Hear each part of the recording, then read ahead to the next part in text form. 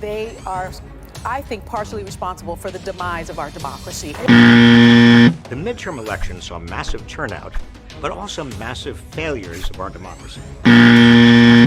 We begin the readout tonight with tangible evidence that when it comes to the January 6th assault on the Capitol and the attempt to subvert our very democracy.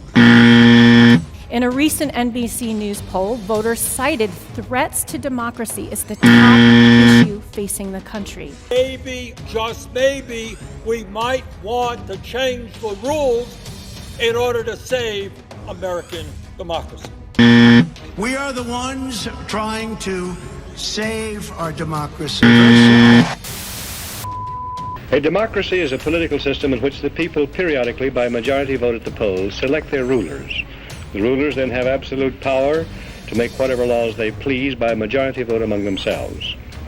In a constitutional republic, the people also, by majority vote at the polls, select rulers who make laws by majority vote among themselves. But the rulers cannot make any laws they please because the Constitution severely restricts their lawmaking power. The ideal of a democracy is universal equality. The ideal of a constitutional republic is individual liberty. In this century, great strides have been made toward the goal of subverting our republic and transforming it into a democracy. The foremost tactic of the subverters is subversion of language. By calling America a democracy until people thoughtlessly accept and use the term, totalitarians have obscured the real meaning of American principles of government. Government efforts to achieve material equality will produce crushing tyranny, but will not make people equal. The writers of the Constitution were anxious to safeguard liberty against dictatorship, monarchy they called it. But their chief anxiety was to protect the country against democracy. Edmund Randolph, delegate to the Constitutional Convention from Virginia, said the general object of the convention was to provide a cure for the follies and fury of democracy. Elbridge Gerry and Roger Sherman, delegates from Massachusetts and Connecticut, urged the Constitutional Convention to create a system to eliminate the evils that flow from the excess of democracy.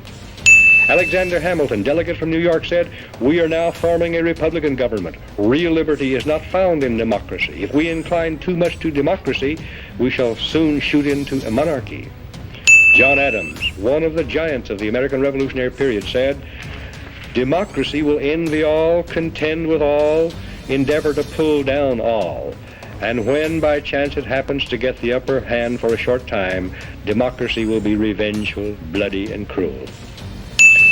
Speaking of pure democracy, in which the people by majority vote act as their own lawmakers, instead of electing representatives to make laws, James Madison said, "Such democracies have ever been incompatible with personal security or the rights of property." In short, America was founded not as a democracy, but as a constitutional republic. We pledge allegiance to the republic, for which our flag stands, not to a democracy. The Constitution requires a republican form of government for all states, but does not mention democracy, and neither does the Declaration of Independence or the Bill of Rights.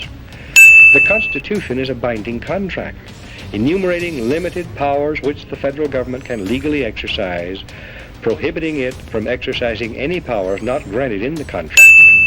It denies federal officials the power to do whatever they claim to be necessary for the general welfare. Federal action not clearly authorized by the Constitution is illegal, even if approved by an overwhelming majority of the people, because all the elastic powers of government are left with the states. Ultimate power to change the organic structure of government was left with the people, but the means of making changes, amending the Constitution, were carefully prescribed to militate against hasty, unwise decisions by the people.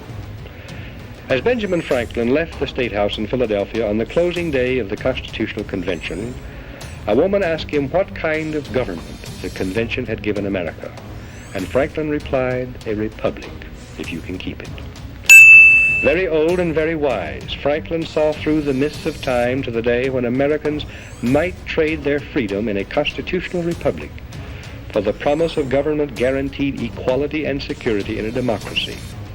And beyond that, to the day when democracy inevitably degenerates into dictatorship, guaranteeing nothing but poverty and serfdom for the people it robs and rules. The American constitutional system, unique in history, enabled Americans to develop a backward continent into the most magnificent nation of all time. The system was designed to prevent both tyranny by government and reckless rebellion by the people. We must restore it and keep it. And what can you do toward that end? Your job, you who care and understand, is to help educate others.